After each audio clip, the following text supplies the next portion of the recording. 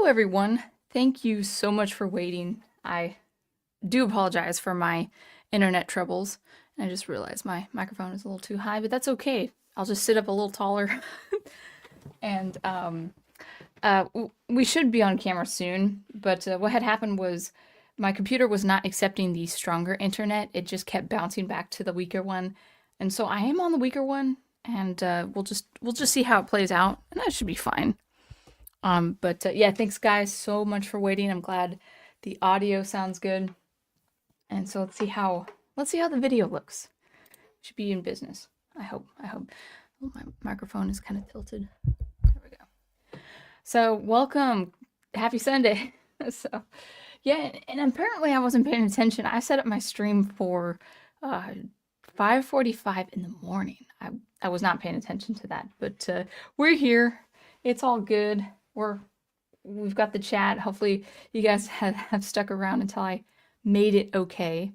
Audio sounds great by my Professor Geek, and if you guys wanted to confirm, okay, so it looks clear and beautiful as always. Thank you, my wonderful husband and Prof. Scorpio Video says, I was waiting for 12 hours. Yeah, that silly little AM PM thing. I thought I said PM, but I guess I did not.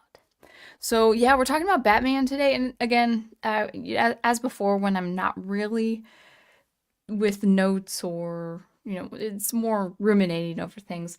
It could be a very short stream, depending on how much I want to say, or it could be a very long stream. So, but Batman, I wanted to talk about with regards to him being not just the best protagonist in fiction, but the best kind of protagonist. So the title is really why he is the best kind of protagonist. I just wanted a shorter title for my stream. So let us start with the stream chat, talking about how early the stream is. Yeah, I don't know why I'm usually good about that, but oh well. It's not going to record, and it's not gonna that's the nice thing about recording it. It's not going to be 12 hours of recording. No, it will be just this. So no music today because I came in so late. All right. Ace says, I don't know if you're here, Ace, but channel member, you say, if she started the stream tomorrow at 5:45, probably in the morning, I can listen to the part of it on the way to work. Man, that's early. I'm definitely an evening worker. Ghost Planet. Oh, well, let me welcome people. Ghost Planet, Max Inc. 1.0. Good to have you. Brian Gilmartin. A little early, isn't it? Yeah, it's very early. We're in the evening now. Well, we're in the early morning in some parts of the world. Ghost Planet says that you don't really like modern DC or Marvel. I haven't touched base with any of the new stuff. You prefer kaiju films and tokusatsu. I'm not really familiar with that. Anime, manga over modern entertainment. I don't watch any modern entertainment. I don't need to. You have become disenfranchised. Yeah. Disenfranchised with the franchises. Still love Batman, but I don't like what he's become. He's not become anything like other than he is. So this is the story we're going to review, and it's a wonderful small compilation of 3 short stories involving the season Halloween or the autumnal. And actually, I was gonna read this faster. Oh, this is heavier. This is my next read with Robin.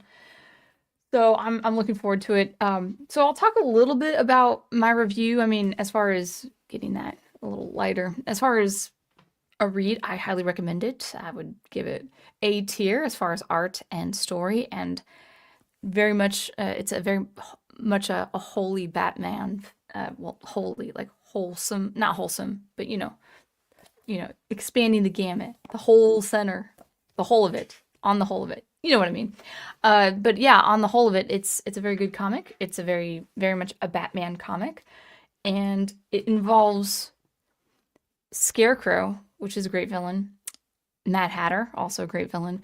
And then a little bit of a dream state, because the third story, the third installment of this Batman Haunted Night book is the Christmas Carol plot or archetype, if you will.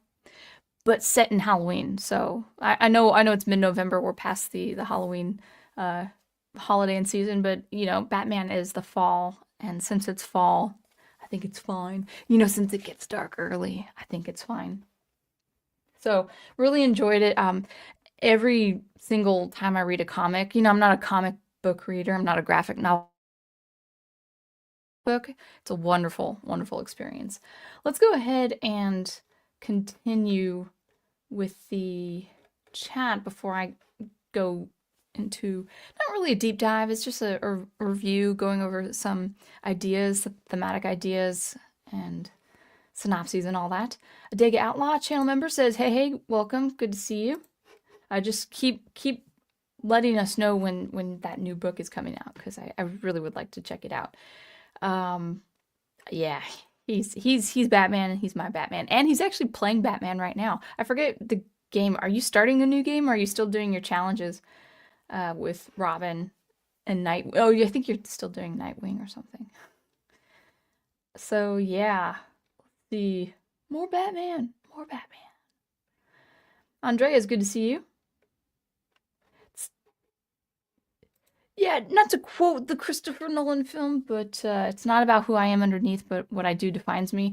Whether that's a good quote for Batman, I will say that's just a good quote in general, because it truly is like what you do is what defines you, not what you think of yourself. Like if you're not a good person, but you imagine yourself to be a good person, you're still not a good person.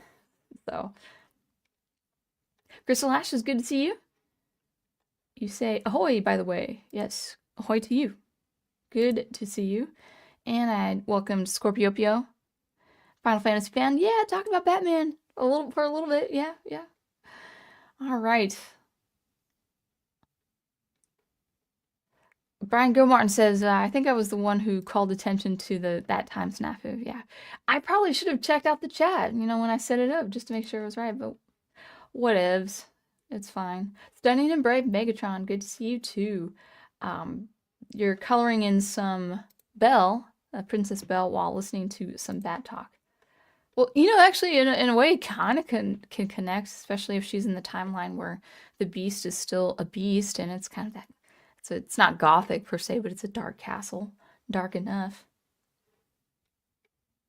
Samuel Proctor is in. Welcome. You say Batman is definitely your favorite comic character. According to my League of Comic Geeks account, I have 92 comics with Batman in it. Well, that's cool. He's such a great character. We're going to talk about how great he is. And, we could talk about how he's being ruined, but he's not like, I don't consider whatever is the new or absolute or whatever they call it these days. I don't consider him Batman. I mean, if he's not Batman, he's not Batman. So we'll talk about what makes Batman Batman and what makes him a great character, and also what makes him the theme of the stream is how to write a very good protagonist, and Batman is the model to writing a good protagonist, and I'll show you what I mean. Right, let's continue. Oh, the Reach is out now. Thank you. That's cool. Good. On Amazon, just let us know where we can find it. Great. Good. That's wonderful.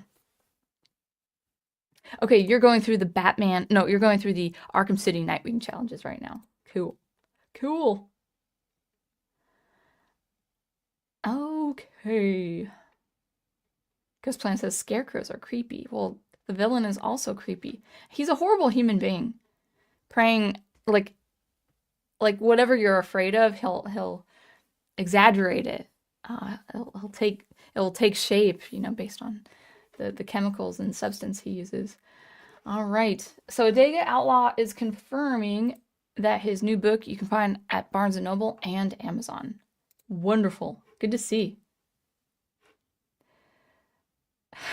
Thank you, Andreas Hernandez. I'll take it. I feel like Prof would definitely agree. Sonograver looks like Vicky Vale, but maybe she has an inner Catwoman. I don't steal. But I wish, I love seeing her in the game. Like, she's so flexible. She's great to look at. She looks fun to play. Like, I've mentioned this before a couple times. With regards to the game, it's a totally masculine game. I love watching Prof play as Batman in the game. very fun to watch. I'm very much at home with those games. I love watching it. I don't know if I'd like playing it unless I was Catwoman. And the reason is when Batman is Batman, yeah, he'd be fun like to glide and work with the grappling hooks and all that. But when he throws the punches and the kicks, it's like it's totally masculine. I can't even. It's not that I'm about like, oh, I need to see myself as a player. It's not that. It's just that the kicks and the punches in that game are so visceral. It's completely masculine, at least from my experience as a viewer. With Catwoman though, I feel like I could feel that a lot better. And so, again, I'm not about like, oh, well, I can only see myself in female characters because I've also played an 800-pound gorilla because Donkey Kong is one of my favorite video game characters of all time. So it's not about that. It's just her moves. I feel just a little bit more like I got a sense of what that's supposed to feel like. I'll make this comparison. I've seen a little bit of the not recent, but the somewhat older PS4 Spider-Man games. Because he's a kid, he's a lot more limber. His outfit is lightweight. What he does with his webbing, I'm like, yeah, I feel that. So it's more like body stature and not so like military. I shouldn't say military boots, but like Batman feels total masculine. So that's what I'm saying. Peter Parks, welcome. You settling for another great stream. We're talking about art in the way of Batman. Batman. Okay, let's talk about Batman. First, let's talk about this work. So we'll get into the chat after just discussing just an overview. It's a little bit, maybe I'll open up some pages. It's very dim. I have a new light bulb, but it's very, very dim, so I can hardly see this. But I don't want to turn the overhead light off. Or on, rather. So, okay, so as I said before, Haunted Night. This is the same setting. First of all, we're talking about, let's see, Jeff Loeb and Tim Sale. Wanted to make sure I was getting my writers and artists right. With The Long Halloween, you can even see in the beginning without the barcode. I don't know why I'm covering the barcode. But we've got The Long Halloween, which I did read, I think last spring. And then Dark Victory, which I will read next. So it all takes place in this continuity. The art style is the same. This is the same, obviously, Tim Sale. And the art style is great. The lettering is great. The paneling is awesome. Even though it's dark, like you could see how dark it is. Like there's a scarecrow doing his shenanigans and Batman's trying to get him, which is great. What a great Batman picture there with the panel and all that. Rainy Gotham, steel machinery, of course. It just adds to the aesthetics. It is still a dark comic, like visually dark. I don't think it's as dark, at least from my experience. I don't see it as dark as The Long Halloween. I mean, even with something like Catwoman's costume, Catwoman isn't in this book, but with Catwoman's costume, sometimes you kind of have to look around like, okay, oh, she's in this setting. Oh, that's her hand. Like I'm maybe exaggerating, but it is harder to see. You kind of have to have the overhead lights when reading or flashlight or something when reading The Long Halloween because it is a visually dark comic, which it has to be because you're talking about Batman. So the first, so just overall, great setting, great lettering, great art. Even the background art is very, very simple, but it's not generic simple. It's very stylized. You can tell it is out of the minds of Jeff Loeb and Tim Sale. Like, yeah, this is what the alleyway in Gotham would look like. This is how straight down the buildings look. Let me see if there's a really good image for what I'm talking about here.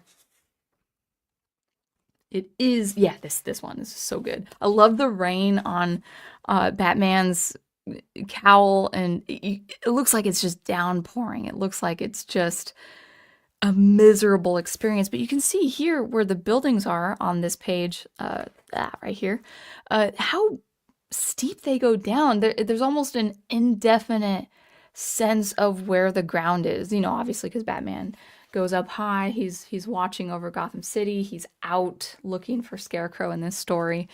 and in the rain you could feel the velocity of the rain just going down, down, down vertically, going down. And so the use of vertical lines and like a very oppressive sense of water and weather is on this.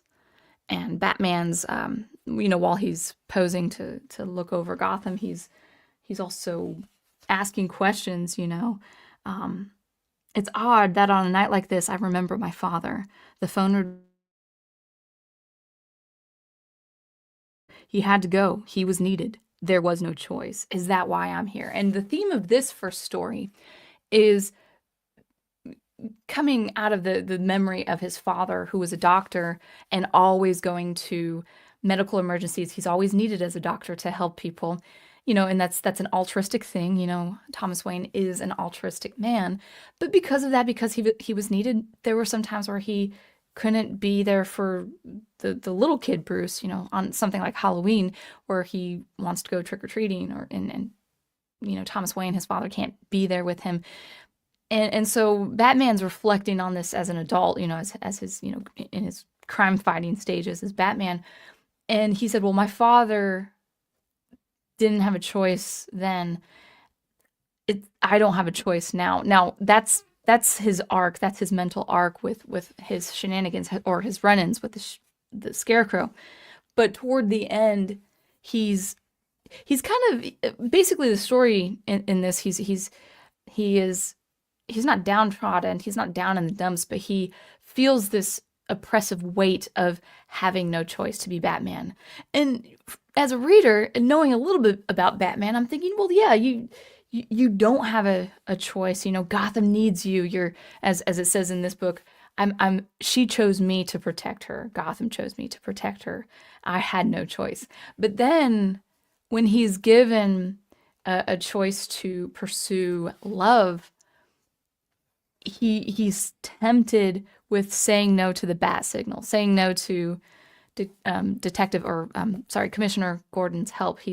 But then every time he sees the bat signal, he has no choice. He has to go.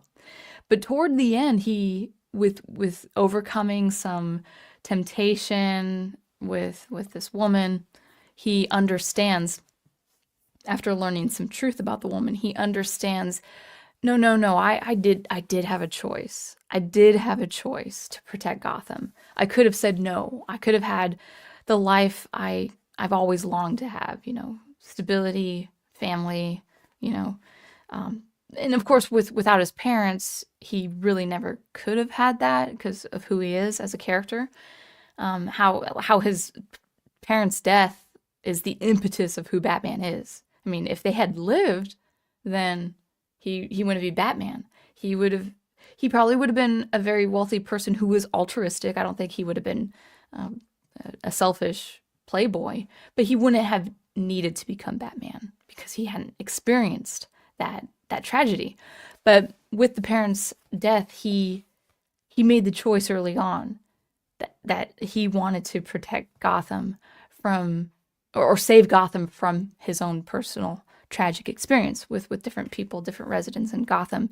And so he comes to grips with, well, no, I've had this choice all the time. I was given a choice. It's never like I had no choice. I just pursued protecting Gotham. So that was his choice. That was a choice he made. It wasn't placed upon him by any external force. Like that was his will to choose. He chose to protect Gotham. And so he comes to that realization with his pursuit of Scarecrow and bringing the Scarecrow to justice. So that's the first story. And it's great. Like, let's see, some black and white, because he's having this. I love it. I kind of like how he looks in this one. I wouldn't prefer it all the time. Let's see if you can see like that one right here. He looks straight out of 1930s, 1940s noir. I wouldn't prefer that to look like Bruce Wayne all the time, but it was a good choice. It's a very interesting choice. But that gray and white or black and white paneling with just a little signature red with the rose, which has been seen before I think that artistic choice has been used before, where Bruce Wayne lays down the roses in Crime Alley, and then also on top of his parents' grave. And then this is the devious Scarecrow.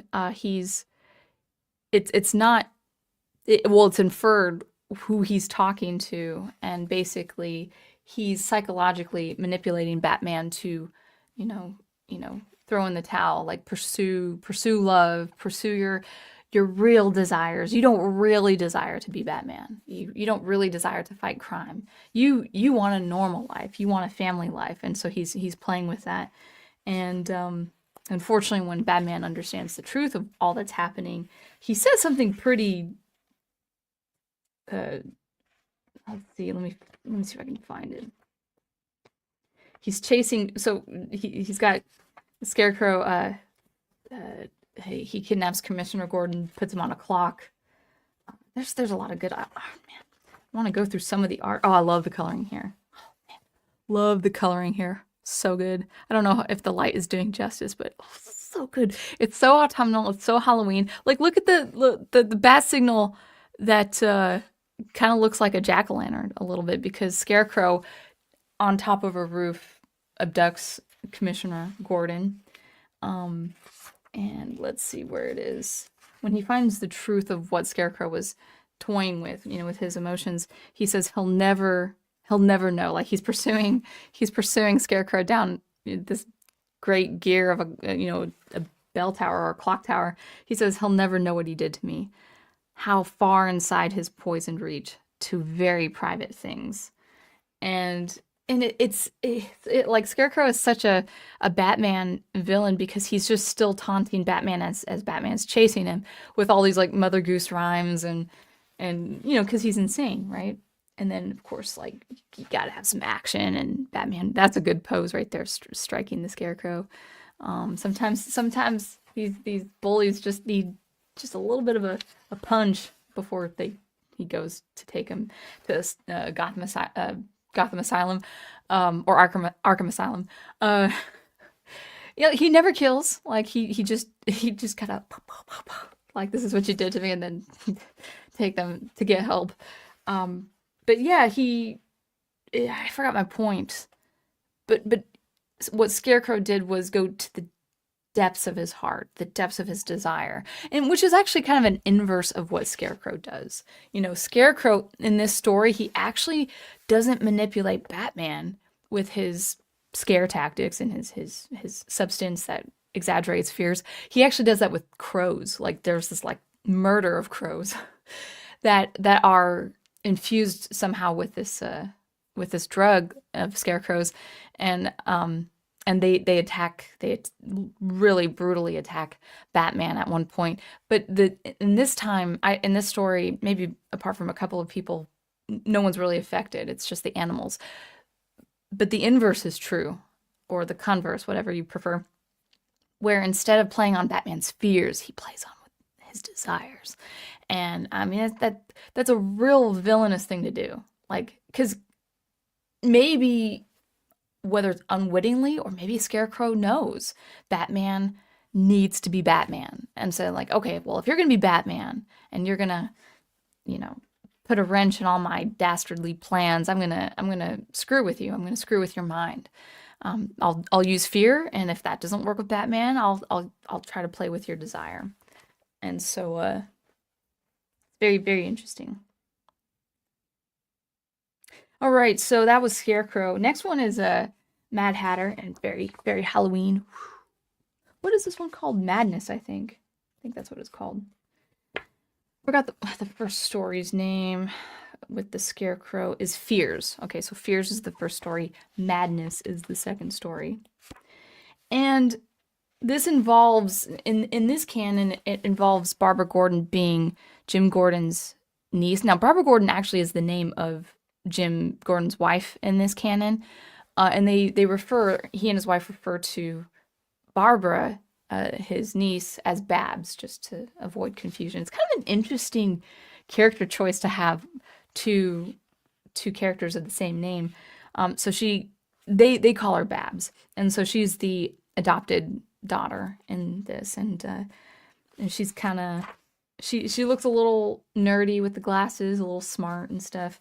Talk about a little bit about. See if I can show you this art. So this is the first page here, and Barbara's writing in her diary saying, "Oh, he finally let me go around the city, and I can go shopping and stuff." And I'll be real with you guys, I I have to practice reading comic books. People say, "No, comic books are so easy to read." They're they take a little it's a little more effort with me because I gravitate to the words more than the art, which is not really the best thing. You have to be with the words and the art. They coexist. And so sometimes my eyes will go over the art and I'll almost miss a real big cue. Now you might be able to see it on that corner there. Batman and a little shadowy shape that looks like Mad Hatter, since we know the story is going to be involving Mad Hatter. And I almost missed it. I almost missed it. Now, had I not caught that, because I'm thinking, okay, there's Batman. There's a window right below him. There's another shape, which I would assume to be Mad Hatter. Something's going to happen where the whole Jim and Barbara Gordon exchange is going to be interrupted with this big old splash page right here, like that.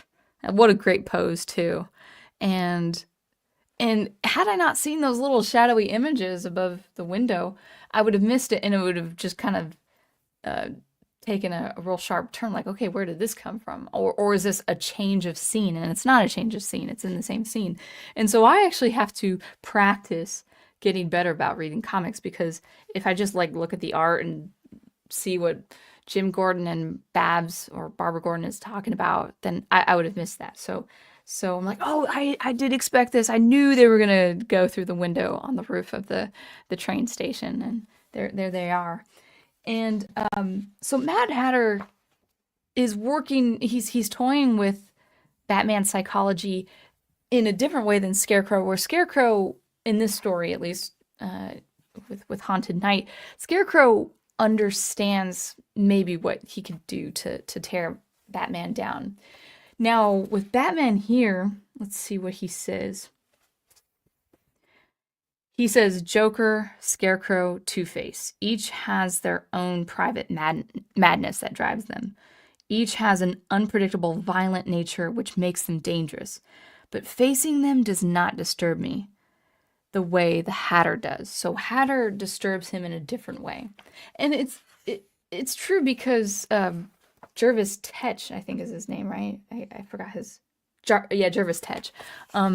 He personifies like the embodiment of the fictional madness, the Mad Hatter with there's the rumor that the Mad Hatter had been conceived from some chemical in the hat making factories back in the day, like in the 1800s or something. And so I think that's how the legend goes. So that's where the Mad Hatter is conceived. But this criminal pretty much just adopts this personality way more than Joker, way more than the Scarecrow. Like he abducts people and makes them sit and drink tea and dress as white rabbits and Alice. If it's a girl, he really, and then he'll be frightened of Batman at the end and call Batman the Jabberwock, or is it Jabberwocky or Jabberwock? I think it's Jabberwock. And there's something that disturbs Batman by this, but in this book, he's very much disturbed by the Mad Hatter or Jervis, because he has a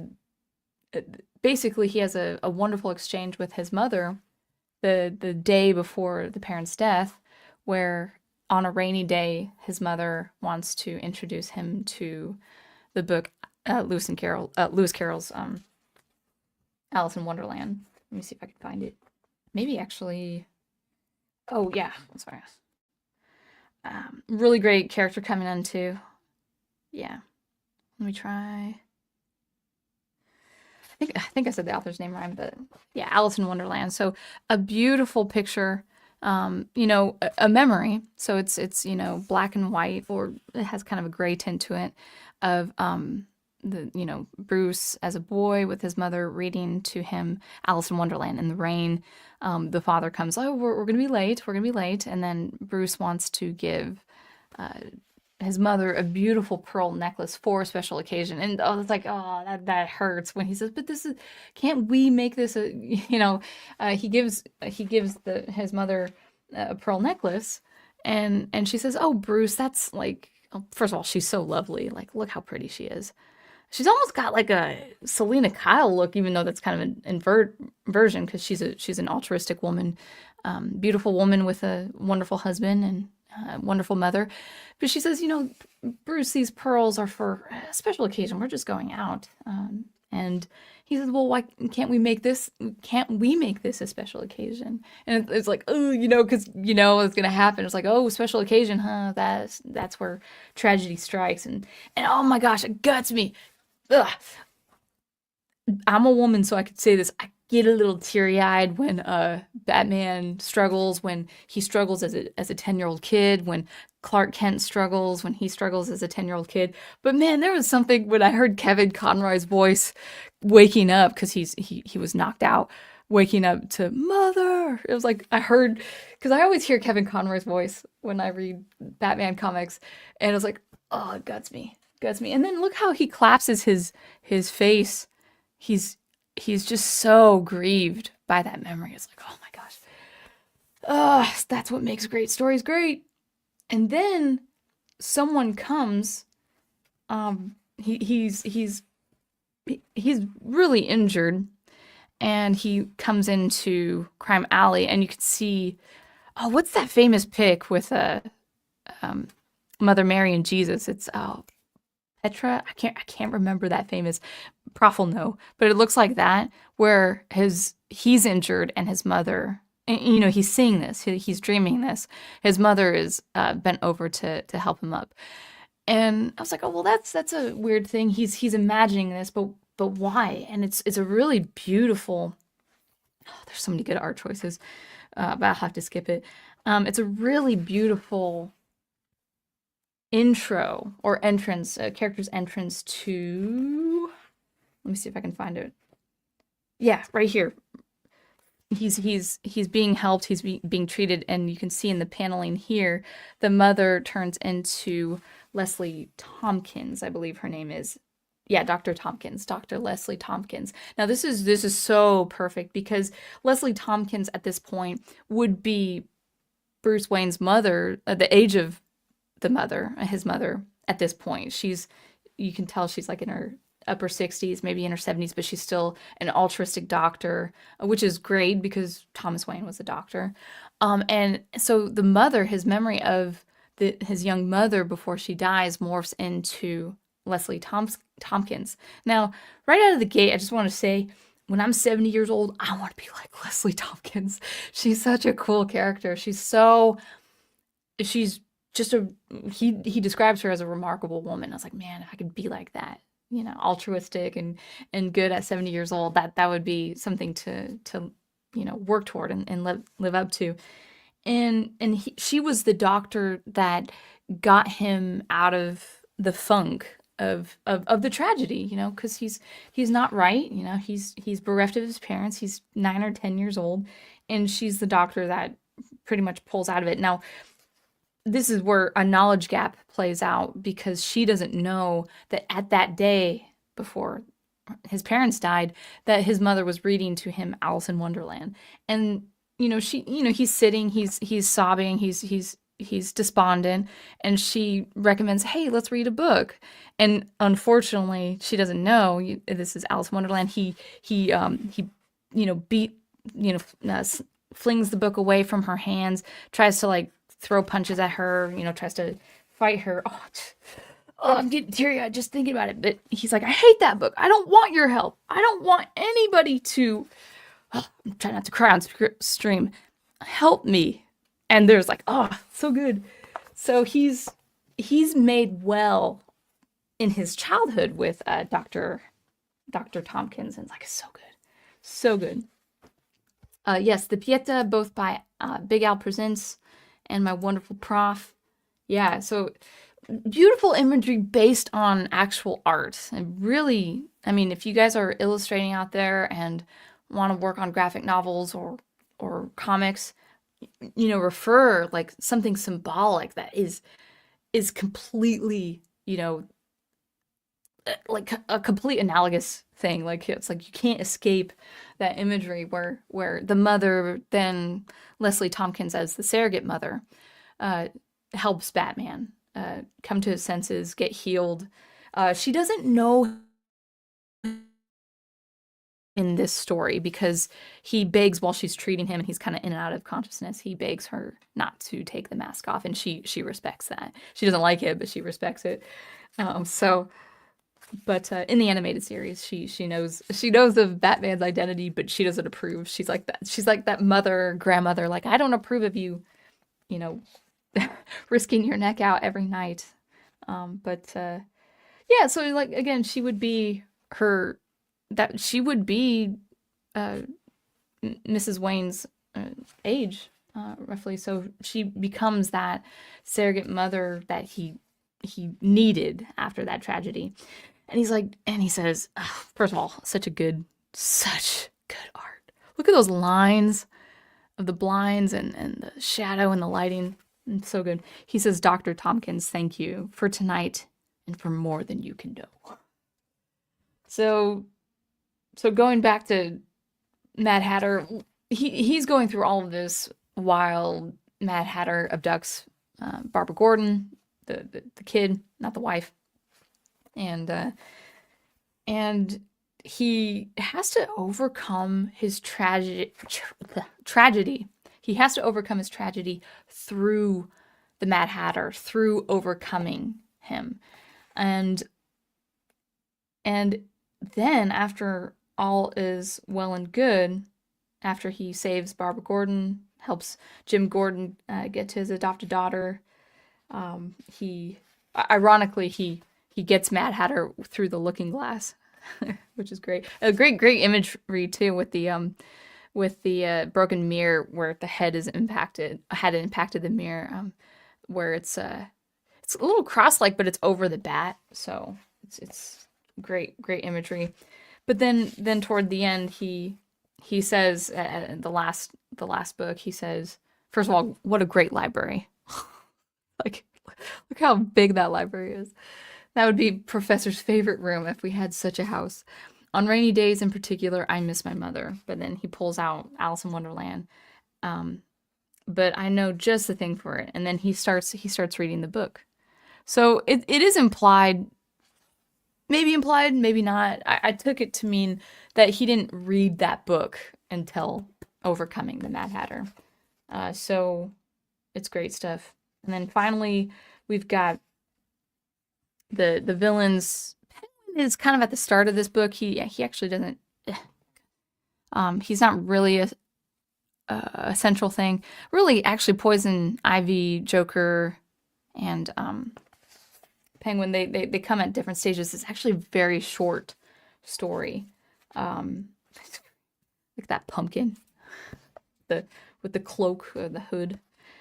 This is called Ghost. So this is the third and final installment of the book, and he's at a party with Lucius. What's Lucius's last name? I can't remember. It's on the tip of my tongue. But Lucius has a great relationship with Bruce Wayne, but there's a little bit of a barrier that we don't get to until really at the end of the book.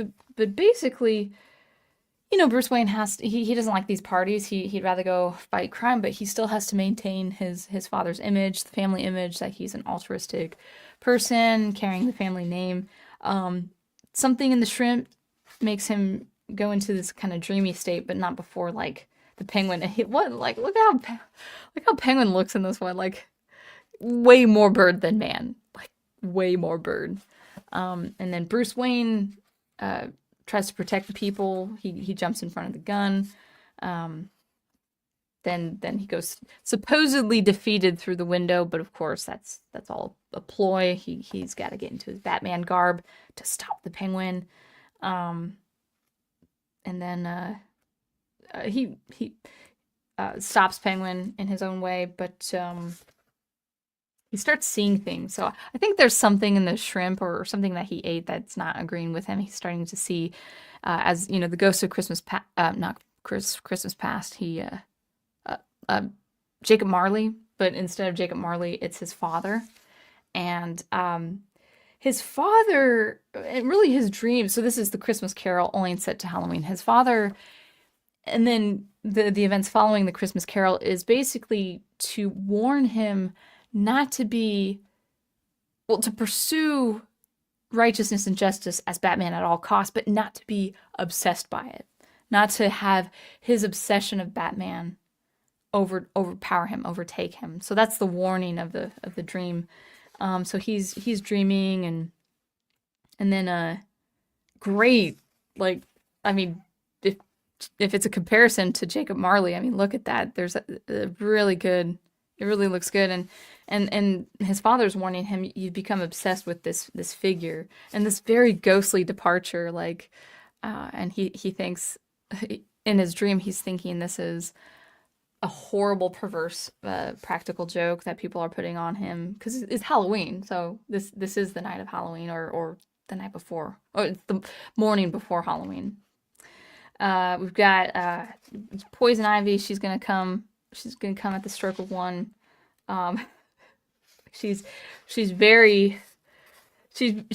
much filling a man's fantasy. Like, she's posed there on his bed, and it's like I was telling the prof, I was like, Prof, like, this is his dream state. Like, is there some like psychology and attraction that Batman has with Poison Ivy, even though he locks her up and wants to stop her crimes and stuff? And Prof is like, he's a man. I'm like, that's fair. So she's the spirit of the Ghost of Christmas Past. I really do love it's not my, it wouldn't have, like, if I was an artist and trying to draw Poison Ivy, um it wouldn't have been my choice, but it's kind of like her, that's her hair over here. Like, she's just surrounded by kind of what looks like kudzu, but it's not kudzu probably, but it looks like kudzu, meaning it's just very invasive. Like, her hair and her dress, it's all this like invasive plants, and it's a very interesting concept when it comes to Poison Ivy. And she's like talking to him in her plant bathing suit and wrapping her arms around him. It's like, this is a dream. So like, he knows he has to like thwart the temptation in real life, but it's kind of interesting to see. Yeah, like, he's total male, which is perfect. But anyway, so she takes him to the past, and by the way, I know this light won't do it justice, but it's a really beautiful brown tint. Like, even his mother is brown, like wearing brown. He's wearing kind of a Zorro, masked, crusader or hero, and basically his mom is telling him the bad news that his dad was called to work once more. He can't take Bruce trick-or-treating, and he's like, well, why don't you call some of your friends? And Batman is looking at this passing. My mom doesn't know that I don't have friends at this point. And I was like, well, I'll take you trick-or-treating. And he's just not into it. So he's moody. And then now she takes him to Paris, where he meets Lucius Fox, I think his name, right? Fox? I think that's his name. You guys will tell me. But it's all thugs. These French thugs are overtaking Lucius as an American, and then Bruce Wayne, before he becomes Batman, it's very interesting. As Batman, he's trying to intervene, but this is his past, so he's kind of like a ghost in the future. But Bruce Wayne, as a younger man, a little more reckless than he is as Batman, overtakes the thugs, and that's where Lucius and he form a friendship. And then Lucius, as a young man, he's into finances and he wants to say, well, hey, you know, I know with the passing of your parents, the money's yours. Why don't we put it to a foundation or some kind or something responsible? And you know, Bruce Wayne's committed to using the money for other things at this time. So there's kind of a strange. It's not estranged, but it's there's the friendship hasn't fully formed because he has his reservations, and Lucius is like, well, I don't want to tell you what to do with your money. So there we go there. All right, we're going to the clock strikes 2, and of course it's gotta have Joker as the so great, so great. I'm just about this comic, but there's so much good art. I want to maybe, well, anyway, you'd have to read it because there's a lot of good nuance. But look at that! It's such a great Joker pose. Look at his like his chin. He has this horrid smile and surrounded by jack-o'-lanterns, which is perfect.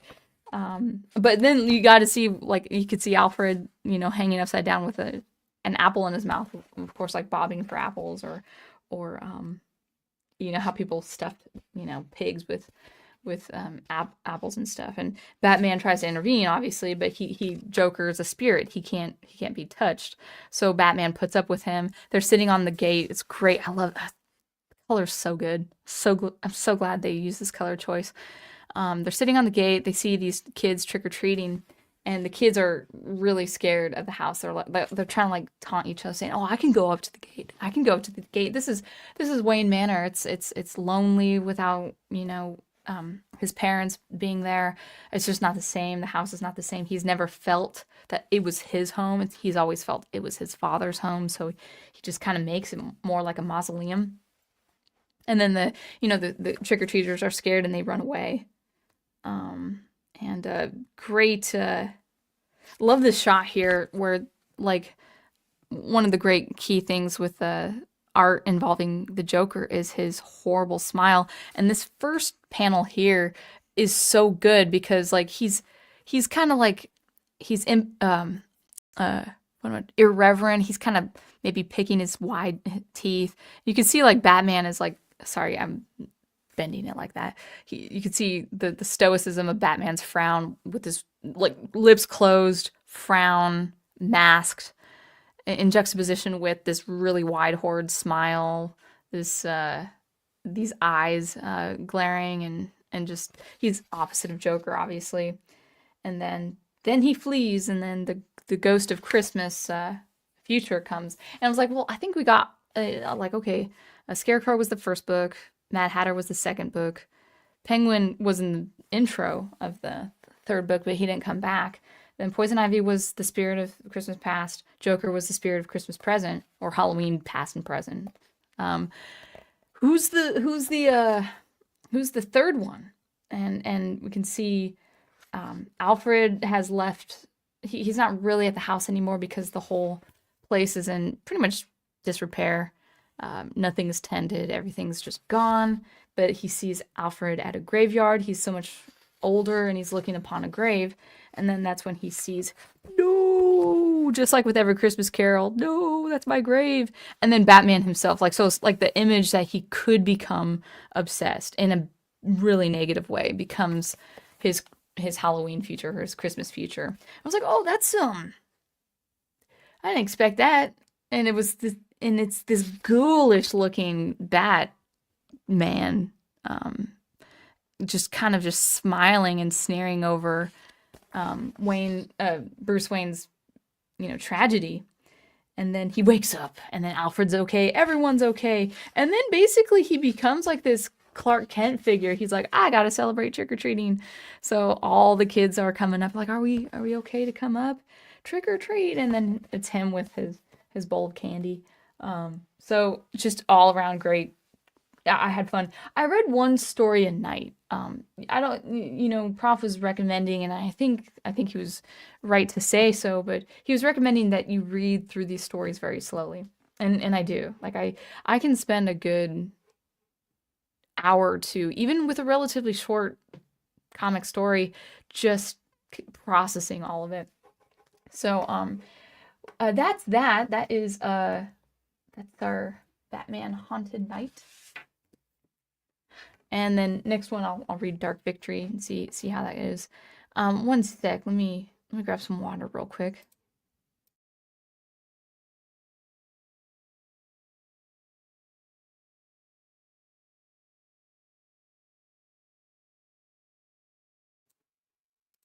All right. Cool. Looks like the chat has been scrolling down as we go. So, wow, I spent the whole, well, not the whole hour, but yeah. So, anyway, that was the review. We'll go into the chat and then talking about why, in respect to this review, looking at some stuff, why Batman makes such a great protagonist and why it's so important as writers or artists who want to come up with stories, why we should follow this model of why Batman, or what makes him such a great protagonist. Let's read your comments first, though, and then we'll get into that discussion. All right. Brian says, if you like Prof playing Batman, you should see me playing Marvel versus Capcom. Capcom. I don't know. Yeah, I like watching people play. It would be nice to have time to do gaming streams. It'd be something I like to do, but with my pretty full teaching schedule and then doing creative projects, it's just not happening, at least now. Let's see. I want to buy Andreas Hernandez says, I want to buy Spider-Man Shattered Dimensions and Edge of Time, but the games are so expensive. Yeah, I don't know anything about that. Tim's sales art is cool, says Al, except for what? For the lizard? What are you talking about with the lizard? Are you talking about Poison Ivy? You have to confirm what you mean by that. Brian Gilmartin says, it's always cool when someone can take on an otherwise grounded kind of location and make it seem larger than life. Yeah. Yeah, really true. Hello, Big Al. I didn't even welcome you. Welcome. Good to see you. All right. Stunning Brave Megatron says, that's probably the best part of Batman Begins for me, was the portrayal of the Waynes as being the heart and soul of Gotham City. Yeah, I mean, Christopher Nolan could have made other creative choices that looked a lot more like Batman than just a man who's kind of like Batman in a place that's kind of like Gotham, which was pretty much Chicago instead of Gotham. But he at least was respectful of how to portray the Joker, how to portray the Waynes. Like, it was nice. The trying to kill the Joe Chill portion, I didn't understand it at the time because I didn't know Batman. But then, knowing Prof, of course, but then also knowing the Batman animated series, like, I mean, I watched the Batman animated series as a kid, but there's so much nuance. There really is a lot of nuance to that animated series. Like, it's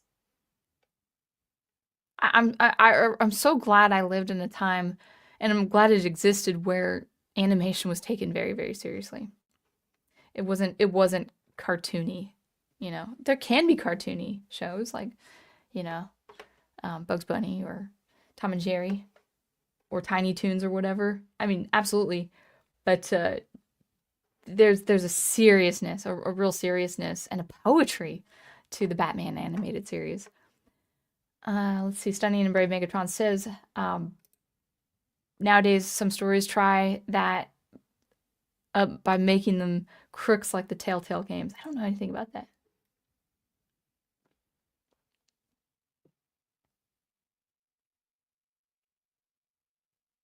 Yeah, Nolan. The Crane one. Oh gosh. Yeah, I know what I know Ghost Planet, the line you're talking about. Took from this book. I don't know if it's stolen. I don't think Nolan stole the line from Scarecrow in this book. Like, if it's a Batman adaptation, I feel like with respect to the lore and the canon, you can take lines out of a comic as long as it's respecting the lore. Oh, to muddy that up, you say. Stunning and Brave. Oh, muddy up some. I still don't know what Telltale Game says. Sorry. But I see that you corrected yourself. Yeah, Andres says, I don't like the Waynes being corrupt. They shouldn't be. I get so frustrated. I get so ticked off when, like Prof on his stream last night, when he's talking about the different like the Batman 89 universe comics, contrast that with the John Jackson Miller Resurrection novel. He was talking about Sam Hamm, right? I was about to say Sam Harris. But Hamm basically he he basically had an urban poor guy stealing diapers, because crime is theft. I'm stealing diapers for my kid or whatever, and basically Batman couldn't save him. Um, but before Batman couldn't save him, he had to be preached to, like, you don't, like, Bruce Wayne doesn't understand, or like, you won't understand. You don't. That so gets me. It really gets me because, like, the reason why Bruce Wayne is such a cool, noble character is because he has all the wealth in the world, which he can do altruistically, give altruistically, and he still risks his neck night after night to fight crime and to fight impossible odds sometimes. And not many rich people would do that. Maybe rich people would do very good things with their money, like set up charities and foundations and fellowships and all that, but Bruce Wayne has the money, yes, but then he goes out into the slums night after night. And yeah, you can have a poor person become a hero and have that same setting, but there's something particularly moving when it's a rich man who has everything in the world, all the connections in the world, all the good reputation, and he still does what he does. He's a better person because he is rich. Because he looks at the money as, this is my father's, this is what we'll do with it to the best of our ability, with Lucius Fox and Alfred and all that. But I'm going to stop people from facing tragedy. And he gets his bones broken, and he gets bruised, he gets shot at, he gets shot. People have to save him, like with Leslie Tompkins. She had to save him. She had to treat him so he got back on his feet. Alfred saves him a lot, So I personally like that he's rich and he does what he does. It speaks volumes of the character. It's like, you don't understand us poor people. It's like, you don't, like, no one should ever say you don't understand what I go through, because everyone has a battle they have to go through, no matter how rich you are, how well off your life appears to be. Everyone has real battles, and I hate that accusation, like, you don't know what we go through. It's like, well, I can at least sympathize. Will you allow me to give you sympathy and maybe help you out? No, we just want to show how different we are from you.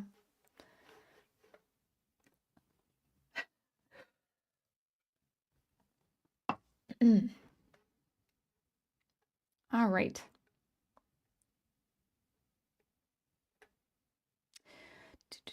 Ghost Planet mentions the first Arkham game has Scarecrow as a jack-o'-lantern. Yeah, I think you're right about that. Scarecrow is interesting in the games. He's very interesting. They're all interesting. And we're going to be talking about Batman as protagonist for a few minutes. Stunning and Brave says, yeah, I love the purples. It's starting to become a favorite color of mine as an artist. Oh, totally, because it can contrast with so many other things, like black, yellow, orange, a little bit of red. So you're saying it's a favorite color of mine as an artist, or it's becoming a favorite color because it's really good for adding vibrancy to a drawing. Yeah. And different shades of purple. Yeah. Yeah, purple. That's the thing, is like purple actually on its own is a pretty relaxing color. Like if you see it on a flower, or you see it like on well, I'm kind of feminine when I say this, but like on a bar of soap, or you see lavender. Like a lot of women like lavender. It's very relaxing. The smell of lavender is relaxing. But then put it to a color, it's relaxing. But then also, by contrast, actually can evoke an uneasiness of, like, oh, I'm feeling afraid, I'm feeling uneasy. Actually, not purple. Let me see. I gotta find some. We'll talk about Batman as protagonist, but let's see if I can find. This was trippy. This was trippy. Batman's either in a I think he's in a dream at this point. He's trying to get home. He's poisoned. He's poisoned by these thorns in a maze. And look at this weird pink. And like there's a church and there's this mysterious bride. And then it's all pink. And I think the light gets a little bit of it, but this it's a weird, like pink is supposed to be a nice, calm, happy color. It's put in a real disturbing mix between Batman's cowl, between the black at the altar and around the maze, between the shadow and the shadow of Scarecrow and the white light. Like it's like everything is supposed to look uneasy. Like it's not supposed to be right. Whereas pink is supposed to be a very happy color. It's supposed to be a relaxing color. It's the color of spring. It's the color of life. And it's used in this really trippy, maddening dream. So things, relaxing colors like purple and pink can also be used to put the reader on edge. It's really good. Let me just put books away. That.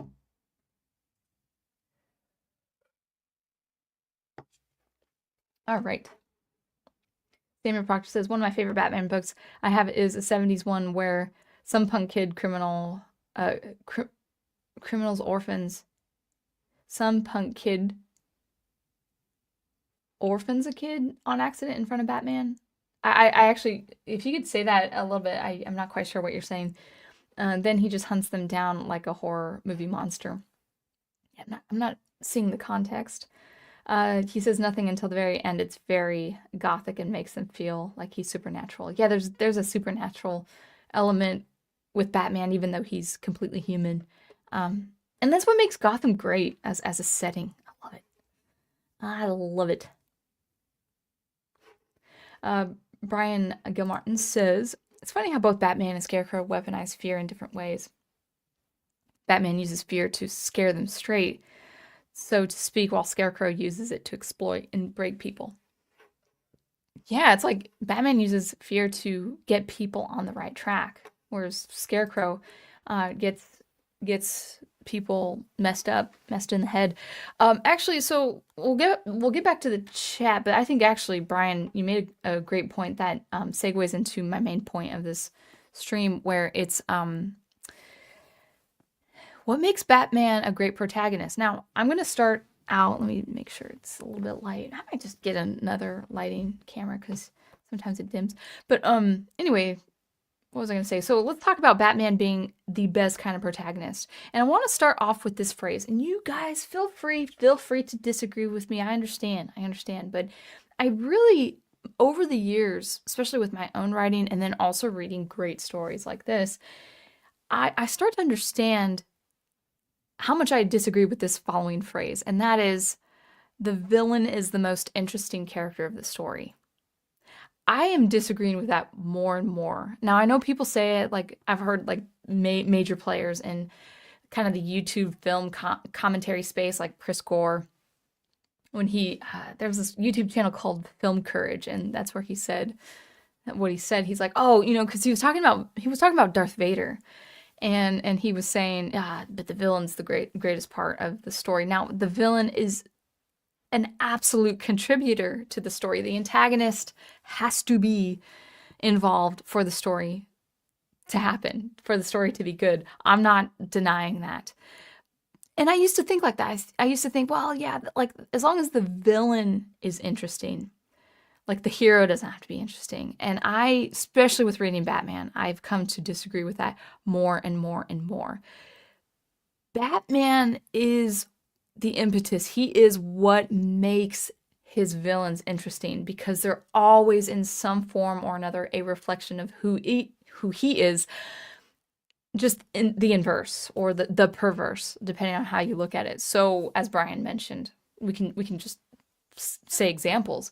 As Brian mentioned, with Scarecrow. Scarecrow infuses people with fear to get, his crimes taken care of, to break people, to psychologically manipulate people. He's sadistic. He wants to cause your mind to go insane because he's fascinated with the mind and he's fascinated with psychology because he was a doctor, or he's still known as Dr. Crane. And that is a stark contrast from Batman, who uses fear to set people straight, as you say, Brian. So that was a really good way of putting it. So Scarecrow is that kind of inverse, perverse mirror of Batman, but he's only written as such because of who Bruce Wayne and Batman as a hybrid is. He's only that way because of Bruce Wayne and who Bruce Wayne is and who Batman is. Scarecrow, the concept of Scarecrow and the development of Scarecrow can't be seen in any other way without, or what am I trying to say? Whatever you see of a Batman villain, it always points back to Batman. This is what makes Batman so interesting with his villains, is because they're always a shadow or a mirror of him. I mean, and then you have someone like Poison Ivy, who is really meant to, she's a mad woman, but she's also meant to seduce him. So maybe she's kind of like the feminine version. I actually would say a feminine version of Ra's al Ghul. I really wish they would team up. Like if I wrote a Batman story, I would probably use Poison Ivy and Ra's al Ghul as like a team up against Batman, because it could be pretty fascinating. But anyway, so she works with his psychology in kind of the seduction and the temptation, like, oh, let's break you down, you want me, you desire me, and then that, of course, that would have Batman forfeit his mission, of course. So he has to deny her. He has to deny all he desires, as wanting to be a family man, or wanting to just give into just masculine desire, and he has to say no for his mission. Let's see, who else was I thinking of? Riddler. Oh my gosh, Riddler. Yeah, and the games really, really illustrate this so well. Riddler is a very much an inverse or opposite to Batman, where he has all intellect, but he's probably impotent. He's scrawny, he's diminutive. Maybe even if he's not physically diminutive, his personality, he's always in hiding. He's always behind his machinations. He's always in stealth mode. He's hiding behind his computers and his cameras, and he's never out. There's no way he could go toe to toe with Batman, like Killer Croc can, for instance. No way. And even Killer Croc is a different version. I'm thinking of, and we can talk about Killer Croc. But with Riddler, is like he has all the IQ, all the mentation needed to stop Batman, but his hubris is always his undoing. Batman has no hubris. He's just stoic. He's getting the job done. He doesn't say anything. He really doesn't acknowledge Riddler. Definitely not his intelligence. So he can have the same intelligence. It's different with Batman's intelligence because he's a detective, so the level of intelligence works differently and to different strategy and all that. But Riddler wants to always one up him, or one him up. I don't know how the phrase goes when it comes to intelligence, but he just doesn't have that, and he always gets so super frustrated when Batman figures out his puzzles, And so the intelligence is pretty much there on the same tier as Batman, but the hubris is also there. So where Batman has no hubris, he has no resentment, he just wants to get the job done, save the people he needs saving, or he needs to save. Riddler is he tries to be the intelligent foil, and he always fails because of hubris. It's always hubris. We can always talk about other Batman villains and talk about them, how they work as a dichotomy of Batman. Or with Batman, I should say. It's always a dichotomy. It's always a contrast of sorts. Batman is this, then villain X is this. I mean, we could talk about Killer Croc, and that is basically Batman is up against an animalistic brute force. And so he has to really resort to his human intellect. And again, he has to face Killer Croc, who I think is like one of the most terrifying Batman villains. Like I I always get really nervous if I'm watching Prof play the games where Killer Croc is there, and I'm like, oh, I'm so nervous. I get so nervous. I would not want to face Killer Croc. Like, I almost would rather face like the sadistic Joker in a horrible way. But anyway, so Killer Croc is completely brute, completely animal. He is on pure senses alone. He's intelligent. He's got a level of intelligence like any crocodile would. You know, animals are intelligent too. They can sniff you out and hunt you and all that. But Batman has to resort then to his more human instincts regarding his heart and his mind to, uh, when facing Killer Croc. One also good example I think is Penguin.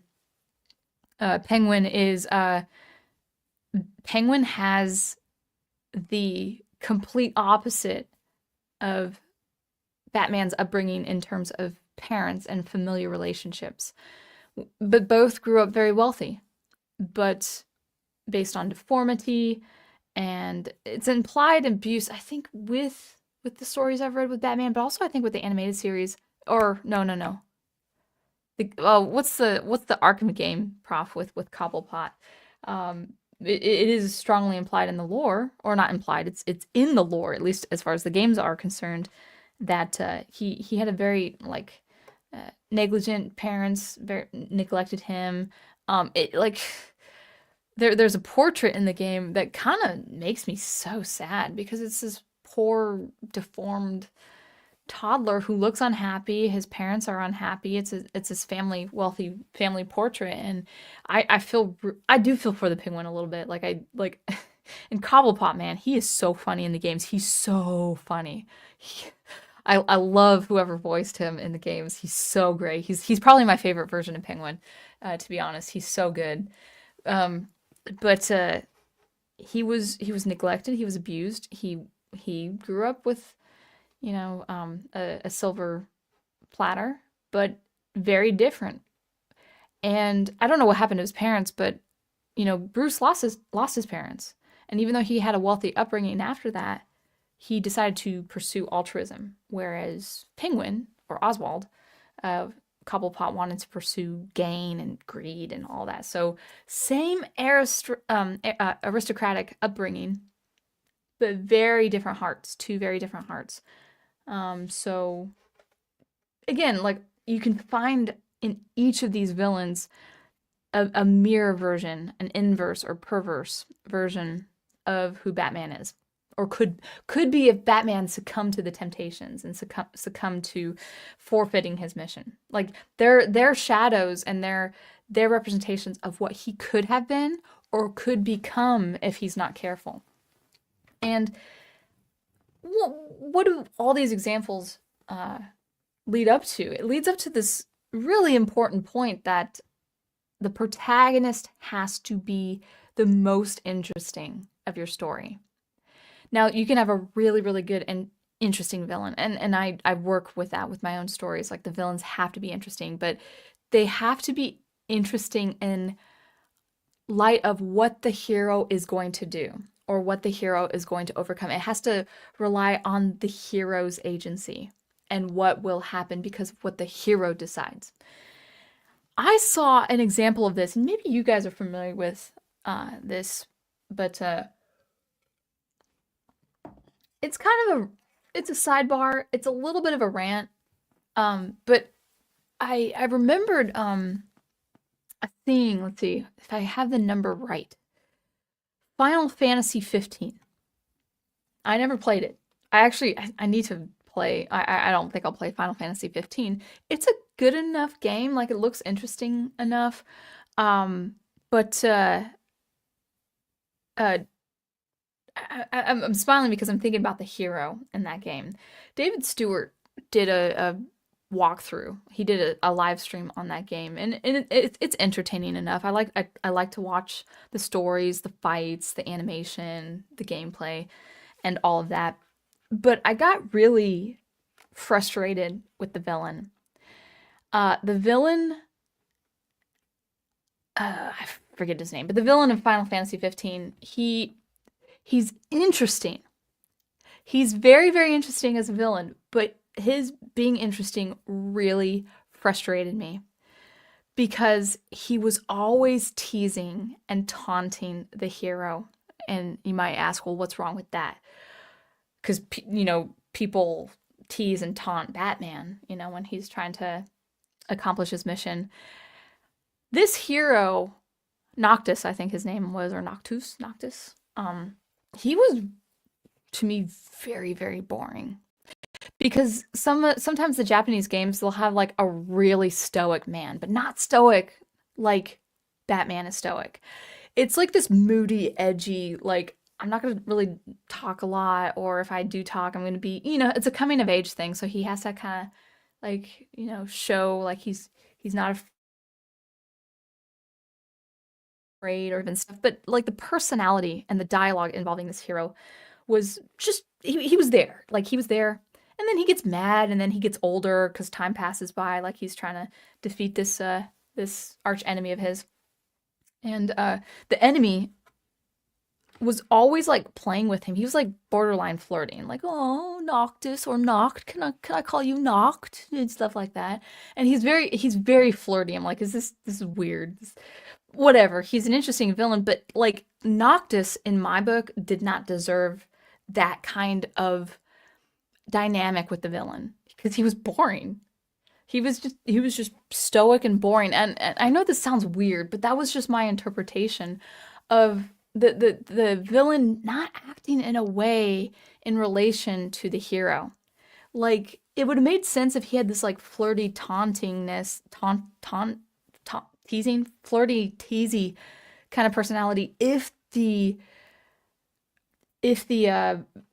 coming of age hero had a different personality dynamic. I might be the only one who thinks this, by the way. That was just my version, but it wasn't right. The dynamic wasn't right. Either the villain needed to be way more subdued and way more strict and way more menacing to this hero as the hero was, or if he was teasing and mocking and taunting and stuff like that, there needed to be a different chemistry, a different dynamic with the hero. So the hero villain dynamic relationship did not work because the villain was too interesting a villain and the hero was too boring as far as personality. And so that was my experience watching that Final Fantasy game. It just didn't seem right. Now you guys might think that is way far-fetched, sound engraver, but it made me think of if I want a villain to behave a certain way, it has to be because the hero is a certain way. So now Joker, who taunts Batman all the time and teases him all the time, is perfect because he is the opposite in every way to Batman. Now he wants Batman to be like him. Batman does not budge. He doesn't budge. And so his teasing and mocking and trying to belittle Batman at every turn is to try to break Batman, to try to get him to succumb to more of a primitive animalistic nature to even kill Joker. Like that's what in many forms and many stories that's what the Joker would want because it would prove his point. So that's fine. It works like that. So that's my point of the stream is if you're working with a protagonist, you have to make the protagonist more interesting than the villain. The villain needs to be very, very interesting because of what the villain does to the protagonist, to the hero. And so that's where I would say.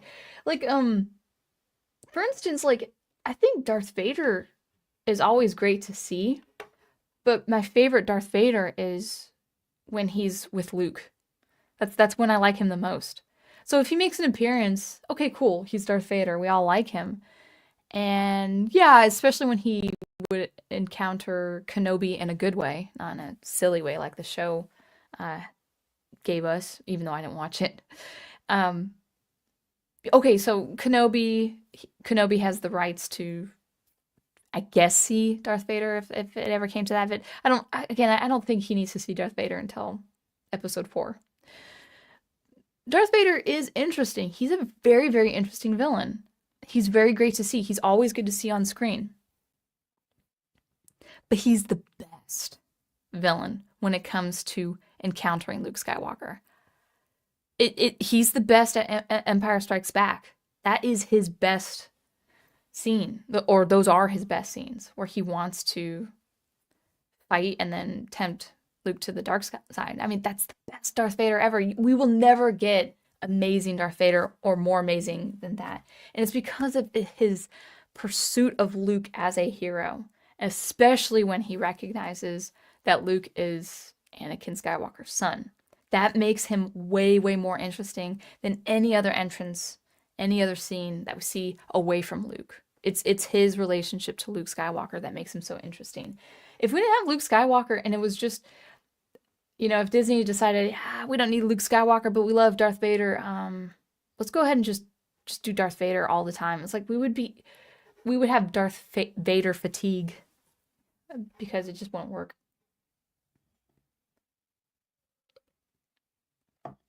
All right. Let us continue on down.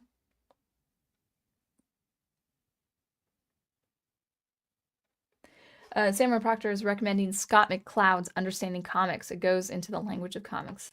A recommendation that you started 5 years ago. Cool. Hi, Ace. Good to see you.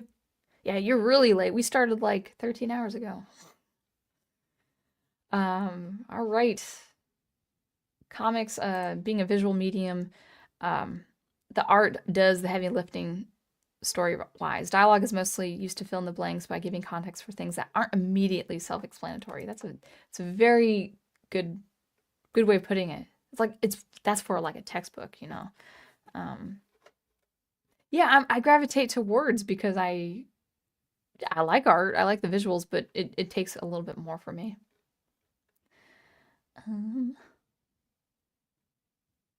Yeah, Ghost Planet says Mad Hatter thinks he's in real Wonderland. Yeah.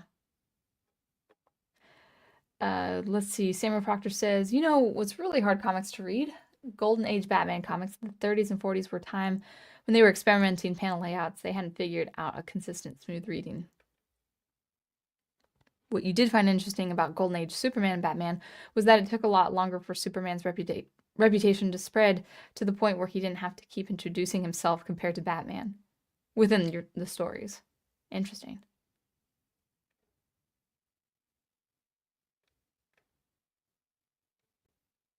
You say, Ghost Planet says, if Jervis never became the Hatter, he could have been a brilliant scientist. It's sad that he gave in to his madness.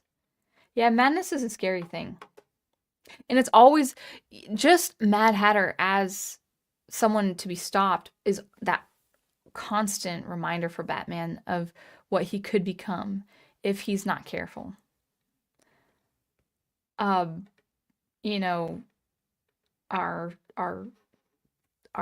beloved friend who's with us no more, Fan Man, he said it in such a great way, but he got it from another writer. He didn't make this up himself, but he referred to it. Whereas, or maybe he did make it up, but please correct me, Al and Prof, because I can't remember. But, Fan Man, when he did his streams, he said Batman isn't insane, he's hyper sane.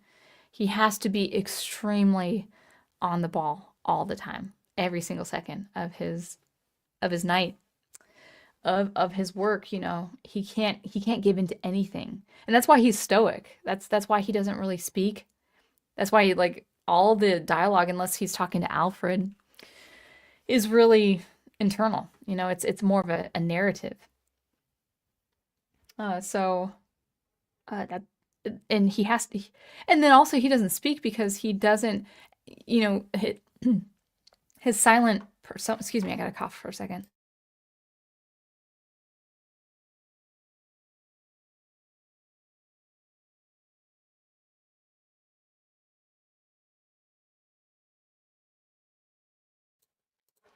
Excuse me.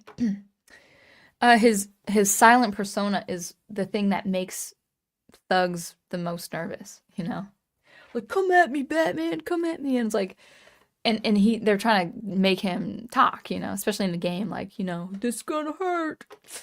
And he fights without a word. And that's what makes him nerve-wracking. If you're not on the right side of the law, that's going to be a scary encounter. So there's a reason why he's so stoic. And we get the privilege as a reader to get into his thoughts when we're reading the comics.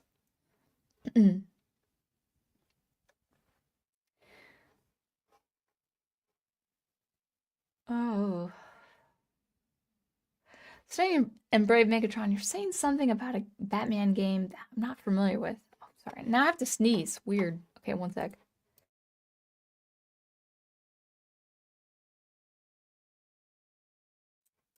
It never came.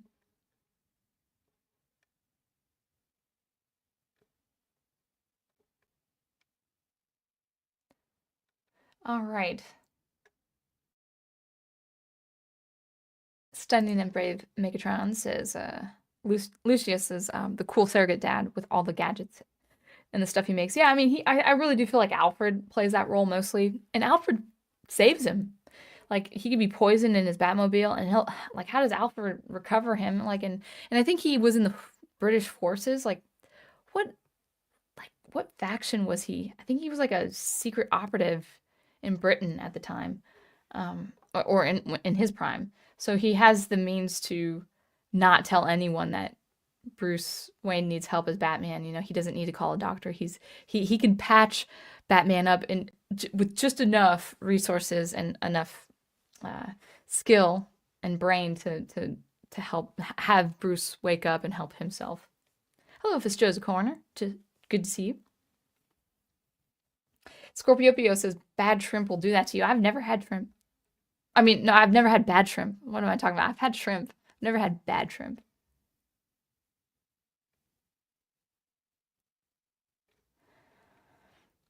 Let's